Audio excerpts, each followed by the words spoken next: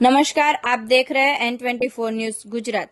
सूरत शहर में आज कापोद्रा पुलिस स्टेशन द्वारा सीनियर सिटीजन लोगों की मुलाकात के बारे में कामगिरी की गई, जिसमें कापोद्रा पुलिस द्वारा पुलिस स्टेशन विस्तार में आई हुई ममता पार्क सोसाइटी, भगवती सोसाइटी, बाल मुकुंद सोसाइटी, सागर सोसाइटी और जाहिर स्थानों में सीनियर सिटीजन लोगों के साथ मुलाकात की गई।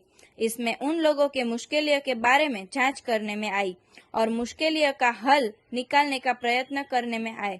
इसके साथ भविष्य में किसी भी प्रकार की मुश्किलें आए तब तुरंत ही पुलिस स्टेशन में आने और Surat police station control room number 100 का संपर्क करने से तुरंत ही सूरत पुलिस की मदद मिलेगी, ऐसी जानकारी देने में आई। उस समय कुल 120 सीनियर सिटीजन लोगों की मुलाकात करने में आई। सीनियर सिटीजन की मुलाकात की कामगिरी में पीआई श्री MR सोलंकी साहेब, WPSI MA पटेल साहेब और सी टीम के तमाम महिला कर्मचारी हाजिर थे।